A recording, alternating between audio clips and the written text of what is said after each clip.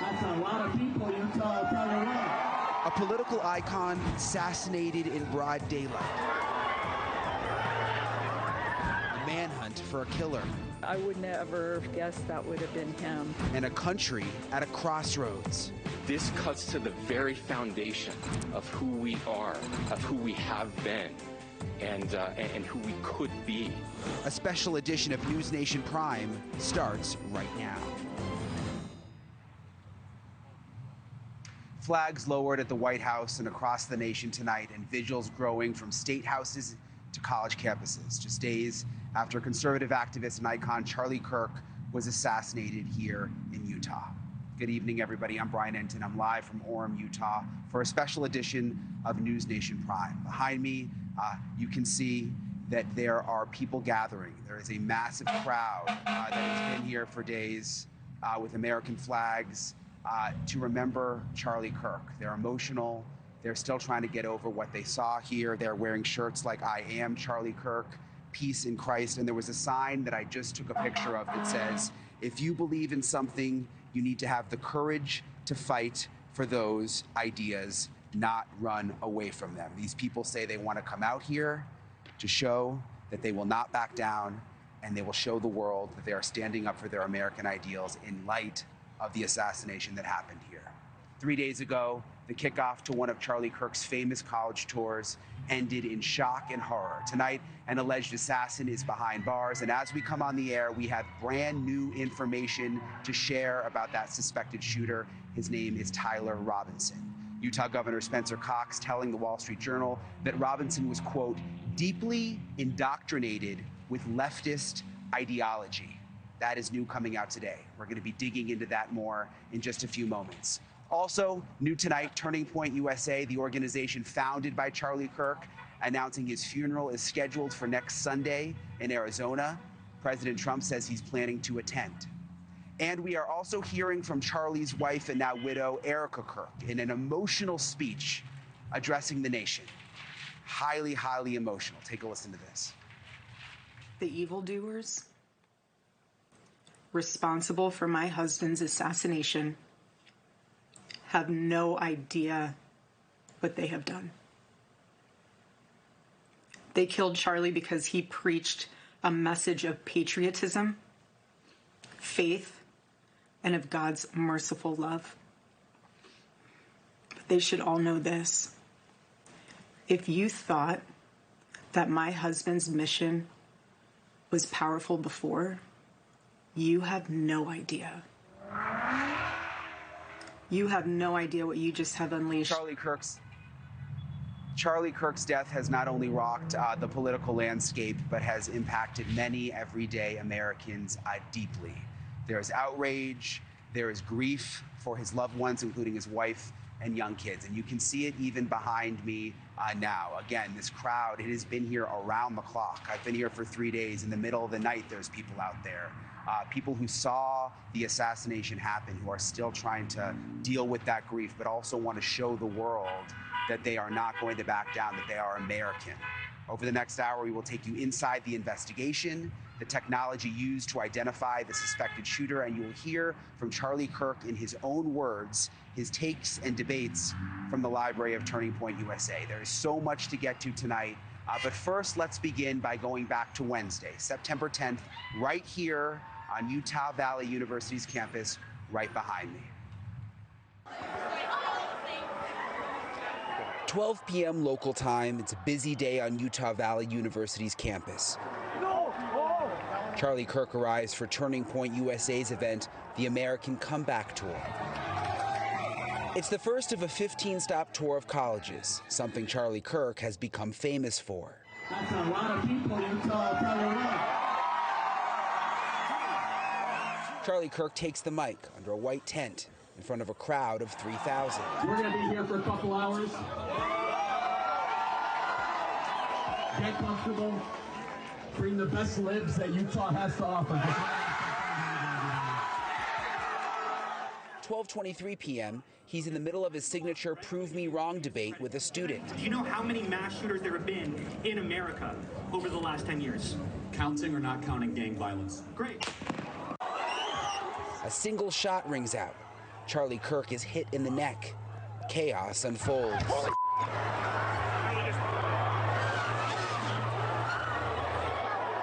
It's an all-out manhunt as authorities search the areas near campus.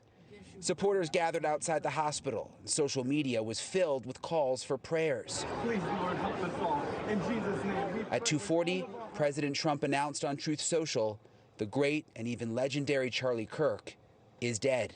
Later that day, the FBI says they have a person of interest in custody. That person is later released, but Utah Governor Spencer Cox makes one thing clear. But I want to make it crystal clear right now to whoever did this, we will find you. We will try you. And we will hold you accountable to the furthest extent of the law. September 11th, 10 a.m. local time, less than 24 hours after Charlie Kirk was murdered, authorities turned to the public, releasing new photos of the suspect caught on surveillance cameras. The FBI also announces they have found the murder weapon. Investigators have also collected footwear impression, a palm print, and forearm imprints for analysis. New video appears to show someone on the roof during Charlie Kirk's event. 2 p.m., the president hints that authorities are closing in. Progress is being made. He's an animal, total animal, and we will deal with him very appropriately. 5:30 p.m., FBI Director Kash Patel arrives in Utah. Around 8 p.m., a new update from law enforcement, a video of the suspect climbing down from the roof.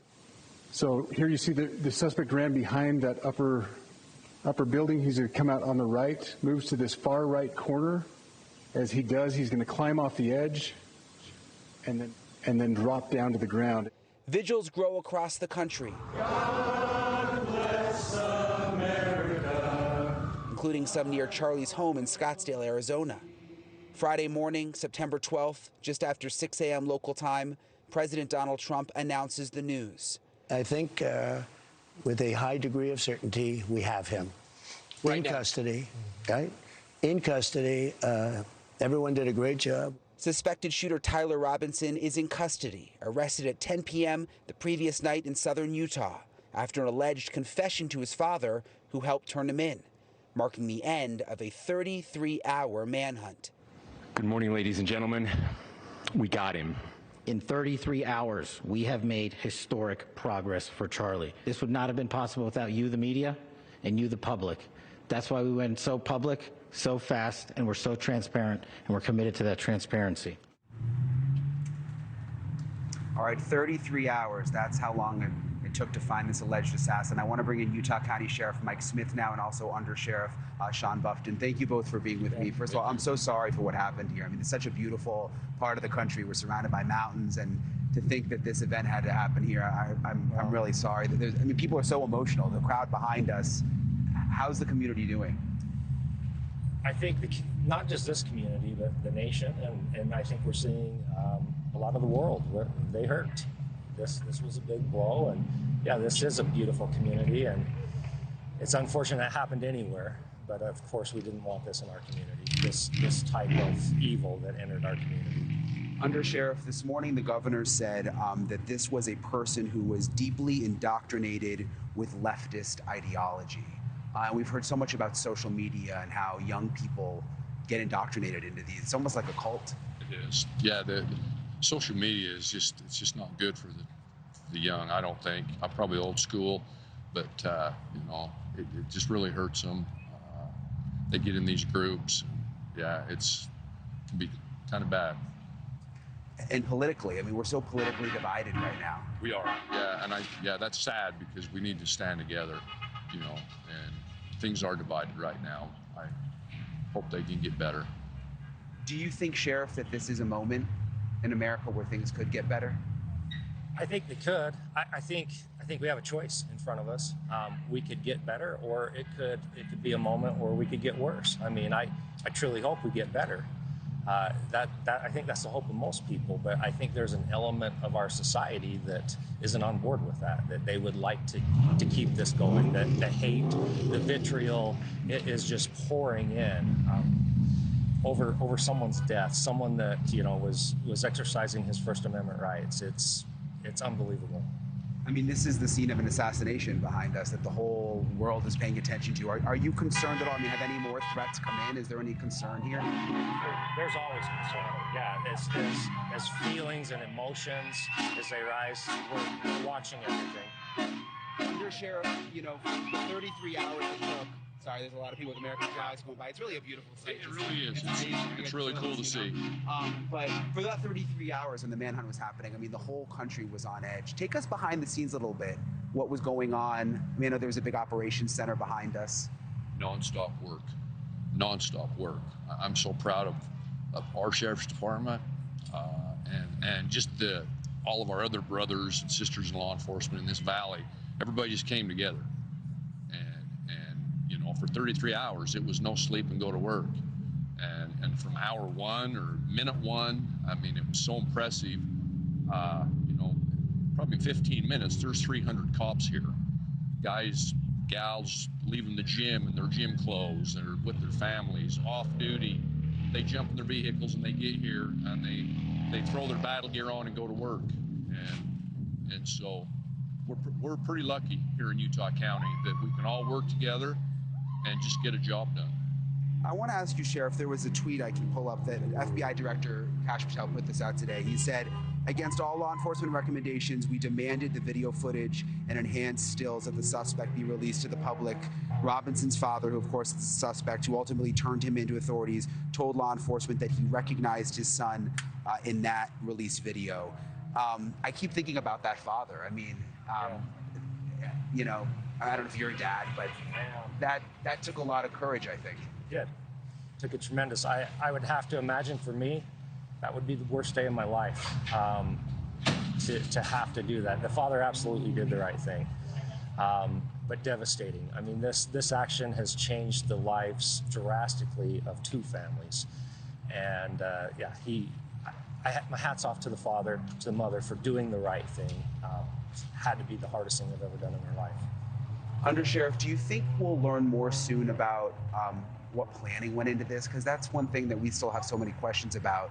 And it happened right in your county. I mean, how many times he came here? Did he, you know, scope out the roof? We'll learn the critical details as time goes on. We'll be able to put that together, I'm sure.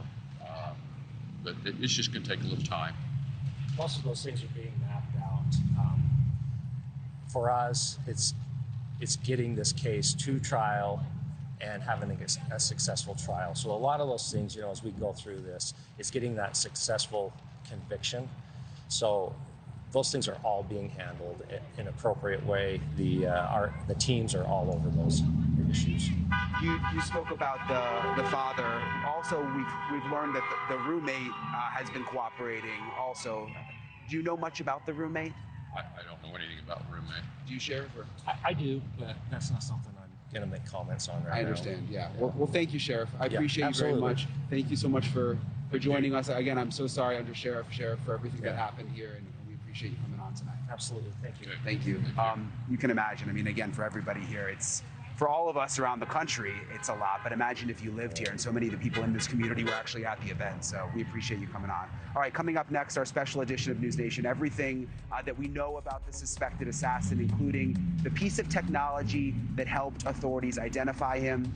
And Charlie Kirk made such a connection with America's young voters. You'll hear why, and you'll hear it from him himself. That's coming up.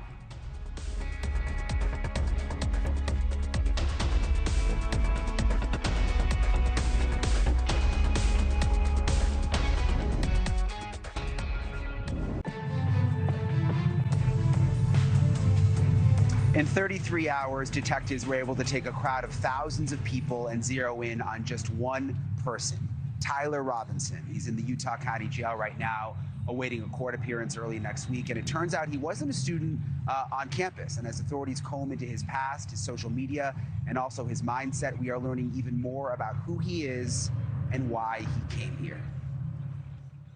Good morning, ladies and gentlemen. We got him. A 33-hour manhunt led authorities to this man, Tyler James Robinson. He's 22 years old. He was not a student at Utah Valley University where the shooting happened. He was admitted to Utah State University on a prestigious academic scholarship. A university spokesperson says he only attended for one semester. He was currently enrolled at Dixie Technical College near his home in southern Utah and was in his third year.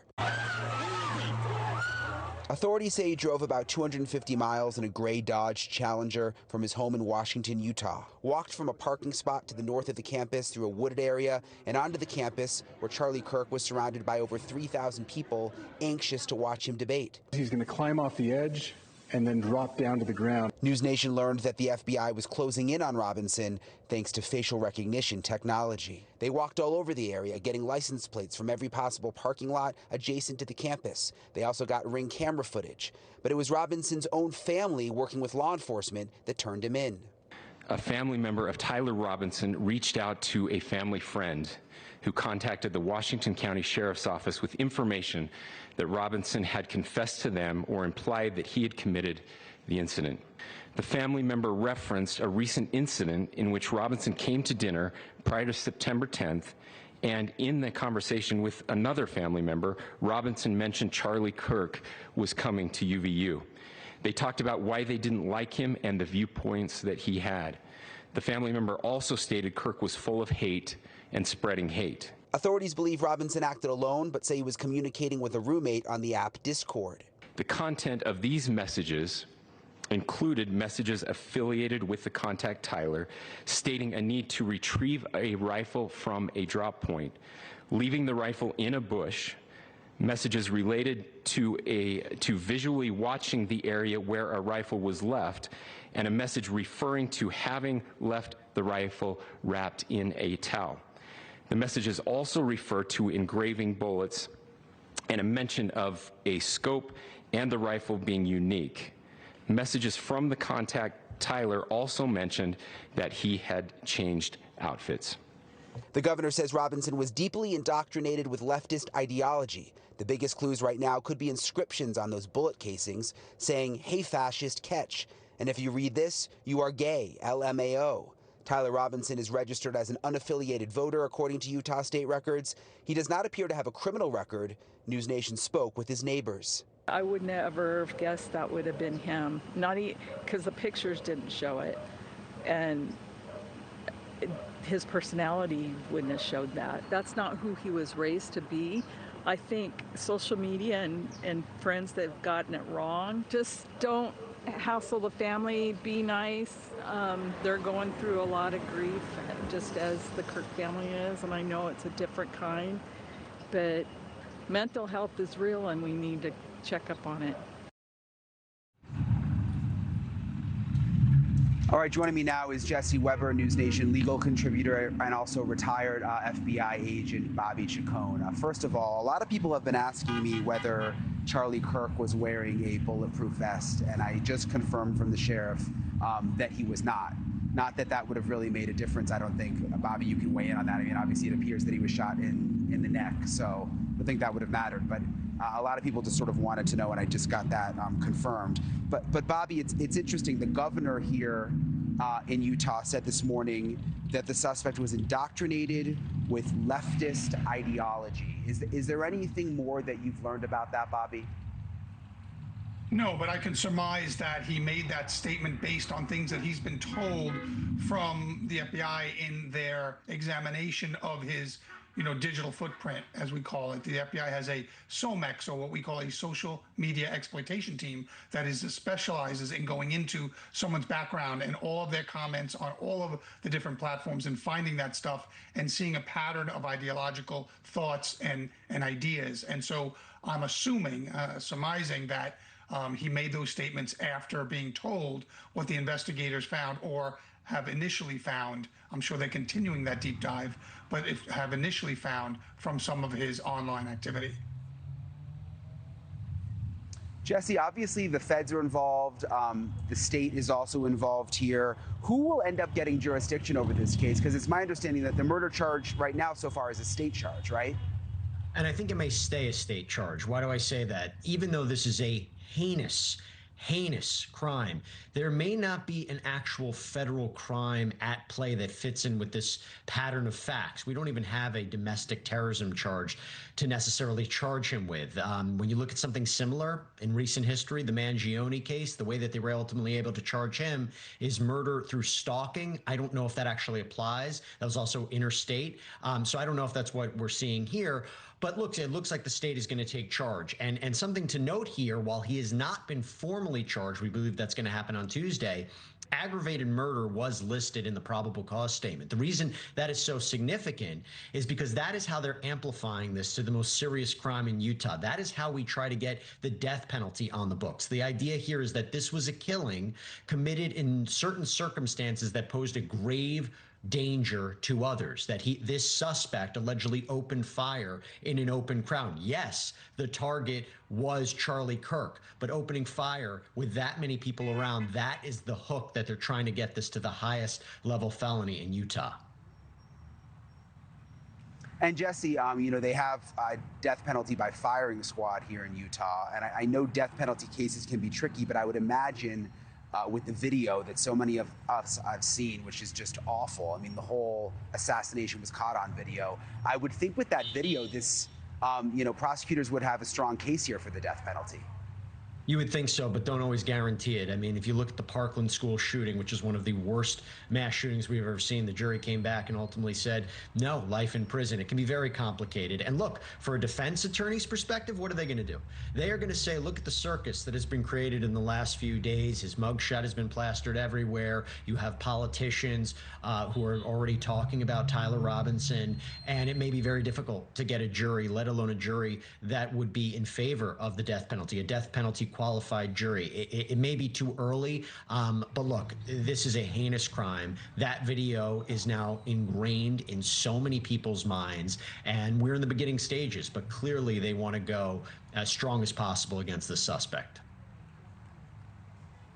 There's something that I reported early on that I don't think a lot of people know, and that is that before the dad turned the suspect in, the suspect, Tyler Robinson, was already on the FBI's radar because of facial recognition technology. They were narrowing down a group of suspects. They had a whole operations center here at the college behind me, and he was on that list. And I spoke to the CEO of Clearview AI, and that is the company that the FBI was working with. There was actually, they were using their facial recognition technology to find this person. I want you to listen to what he said. Well, you take an image of an individual, let's say in a case, and if they have video or they have an image of someone, they can run it through the software, and within seconds, it retrieves any images that match the image that's in that they're being looked at. So it's an amazing software, amazing tool, and it's you know, I was so you know, fortunate that they were able to help, and I think, you know, I wanted to express, you know, I've been very upset about this whole thing, as many people around the world are. I've been friends with Charlie Kirk since 2015 when I first met him.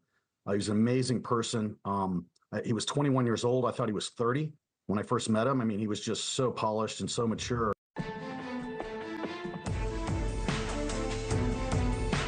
When people stop talking, really bad stuff starts. When marriages stop talking, divorce happens. When civilizations stop talking, civil war ensues. When you stop having a human connection with someone you disagree with, it becomes a lot easier to want to commit violence against that group. You heard it there. Charlie Kirk really had a gift of connecting with young Americans through his podcast, through his public speaking engagements, and his signature Prove Me Wrong debates on college campuses. Take a look at this.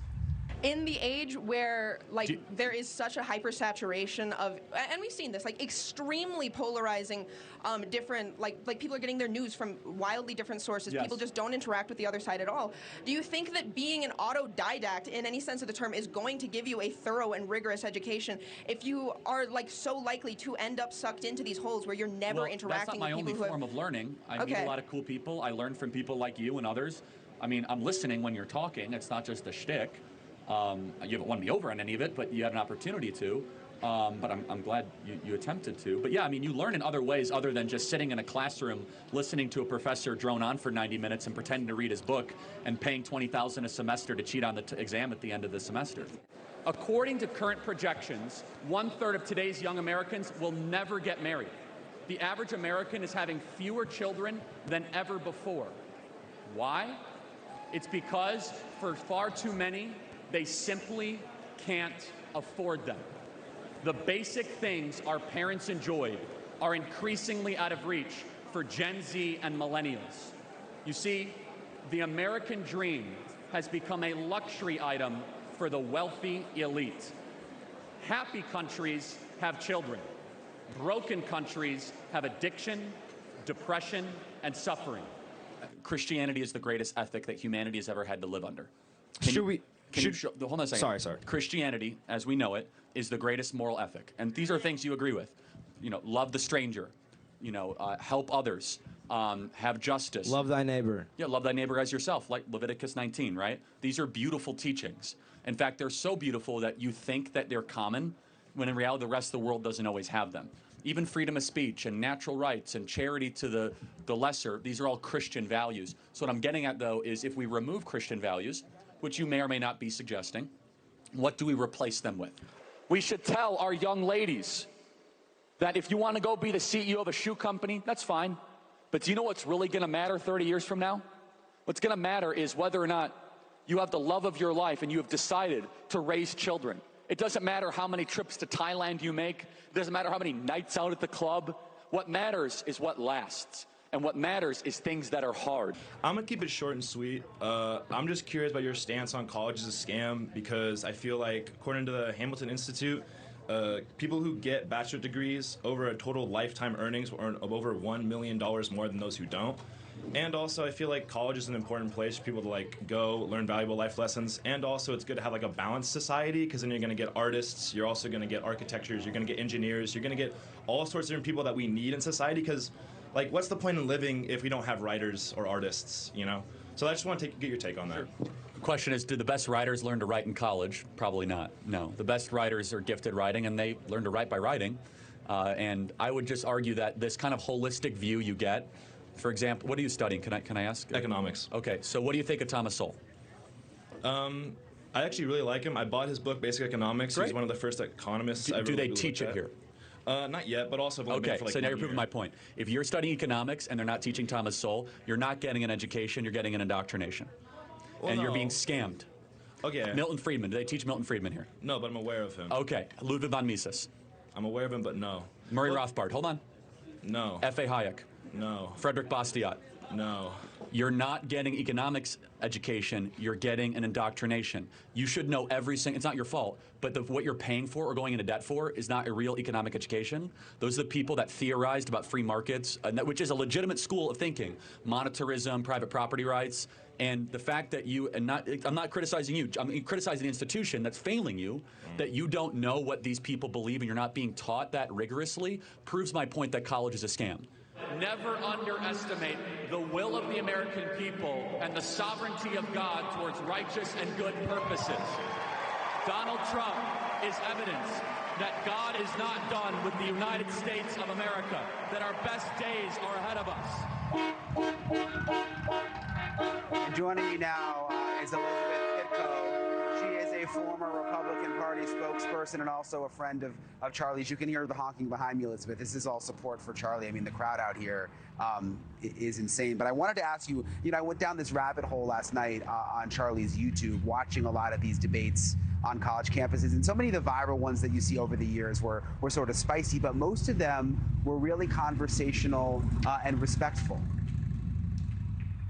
They were, yeah. I mean, it's hard for me to have conversations with people and talk about Charlie Kirk, considering that everything I hear from people proves to me that they never actually watched any of his speeches or any of those debates. The fact is, most of what he did ended up being respectful, and what I had witnessed was people walking away not only with a new respect for Charlie, but with a new respect for the idea of debating with or even just speaking to those that have different opinions from their own. So the sad thing is that people are missing, actually, I think, the main point of what Charlie was trying to do. I mean, they have an opinion about his own opinions, and that's great, but they're missing the fact that he actually cared about their opinions, and he wanted to know where they were coming from. He wanted to debate people. He wanted to bring as much information as he could to the table, because that's how much he respected other people and their viewpoints. And I don't want, to continue crying on TV, but the fact is I don't think we could possibly find a worse situation for America than someone who so proudly wanted to go out there and debate everyone from every viewpoint, from the furthest on the right to the furthest on the left,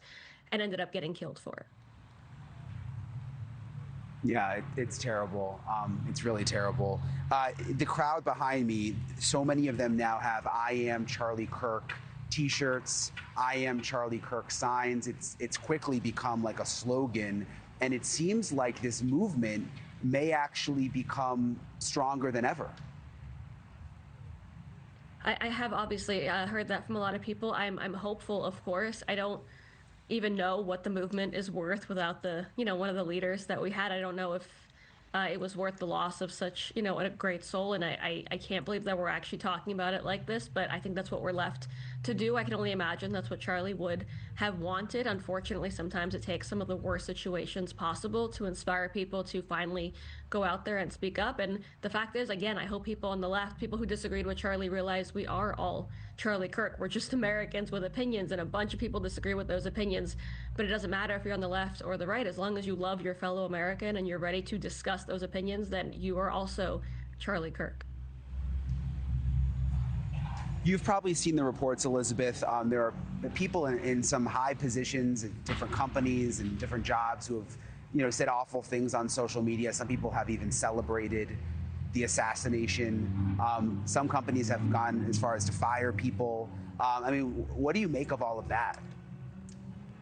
I am distraught, honestly. I can't believe how naive I was, truly, to be still surprised by the reaction, but I am. Every moment I find myself on the internet seeing a new response from someone, a new despicable, truly, response from someone, and I am baffled that this kind of hatred exists. On a personal level, I'm scared because there's so many people out there who knew nothing about Charlie Kirk and are celebrating his death, and that would mean that they would want the same thing for me and my friends in the movement, or my own family, probably, and I'm scared for what it means for the future of America, because I know that there is so much hate in people's hearts, and politics has divided us at a level that I've never seen in my own lifetime. And I'm scared to know that these people are existing, right? They're existing in our healthcare institutions. They are teaching children. They're college professors. And again, when you're leaving these people's rooms, you are learning from them, and you're obviously not learning policies. You're not learning history. You're not getting, proper healthcare. You're getting indoctrinated, and you're getting filled with hatred. And I can't believe that we have missed that this has been going on in these institutions for this long. And I can't believe it took such a gruesome, horrible, despicable event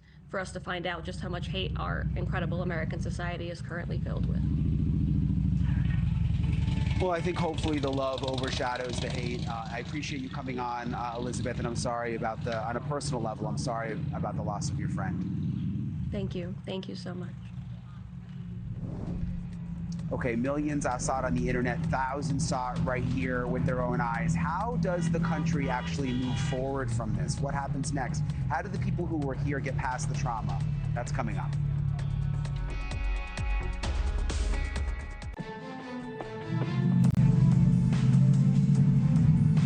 So the entire nation is really still grappling with how to handle the assassination of Charlie Kirk. For people, though, who were at the event, literally just feet away, the trauma is really unbearable. PTSD is setting in. I'm joined now by Elliot Thorne. Come over here, Elliot. It's good to see you again, sir. Good to see you again, too, man. Yeah, I met Elliot right after the shooting. You were there with your baby, with your wife. You dove on top of your baby when you heard the shot. You were 8 feet away from Charlie Kirk.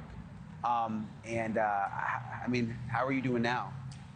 Well, to be honest with you, first of all, if you don't mind just 2 seconds, I just honestly wanted to give my condolences to Mrs. Kirk. I absolutely love you. Just want to let you know that you have the American people behind you, my family included. We're praying for you, and the Johnson family that is also going through some turmoil right now as a family. So I just want to get that out there before I talk about myself and my experience. As far as our experience goes as a family, the trauma of that experience is something that I'm going to take with me forever. I talked about this the other day is, in an experience like that, you have two decisions, fight or flight. For me, the biggest thing that I cared mostly about was my family. As any dad or husband or father or anything, would hopefully do, the biggest thing for me was making sure my family was not going to get hit or taken to a place where they were going to be unsafe. And so the only thing I could think of was covering them with my body. And I have a father-in-law that I absolutely love and adore, and he's probably one of the strongest guys ever. And, when he tells me to get out of there and grabs us and pushes us and stuff, I mean, it means business. I feel terrible for all of the people that experienced it. I mean, there's thousands of people there that all witnessed an assassination of a wonderful human being, that we were all there to just witness a debate, a free country having a debate, where we got to be able to watch different opinions happen back and forth with each other, and somebody was killed over their belief systems. And that's kind of where, my thought processes started changing. So we only have a minute left, but I mean, do you think you were right there? Do you think this is a moment for America? Do you think we're going to learn from this? Because I've covered so many of these kinds of tragedies, The biggest message that I really want to, convey with the American people is, we are developing a shame-based society where people are being taught not to feel their feelings and talk about their feelings and express them and do all these things. And so people are suffering in silence, and we're having massive blow-ups everywhere. So this is a mental and emotional and spiritual crisis that I hope that we can, as a society, start to really take a look on how safe we're being with giving people the opportunity to talk about what's really going on inside themselves. That's the biggest thing that I care about right now. I don't care about all the other noise. I care about how healthy is our country at the moment right now, and where we're going with that. Well, thank you, Elliot. It's good to see you again, sir. You're a strong guy. Stood up for your family. Thanks, man. So thank you, sir. Good to see you too, Thank buddy. you. Thank you. Still ahead, how Charlie Kirk is being remembered all across the country tonight. We've also got new details about his funeral that will be attended by the president. Stay with us. But beyond what this means for us and for our country, perhaps what is even harder to comprehend is what this means for those closest to Charlie, to his wife Erica, and to his children, a 3-year-old daughter and a 1-year-old son. Erica posted this video. It's awful, weeping over her husband's casket, holding her husband's hand, saying, I love you, I love you. I know I miss you so much. Erica bravely spoke publicly last night and talked about their 3-year-old little girl when she asked where her dad is. When I got home last night,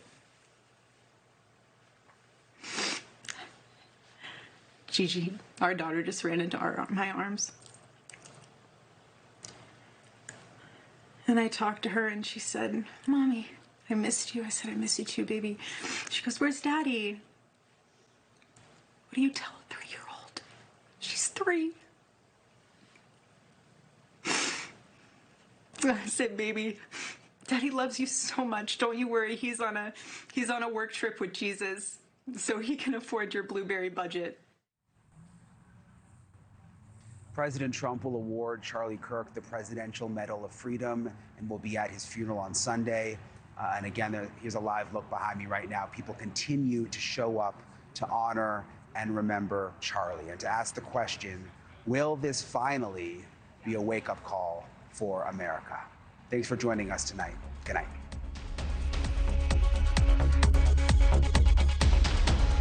Thank you for watching. Subscribe below and download our NewsNation app right now on your phone, and you will get fact-based, unbiased news for all Americans.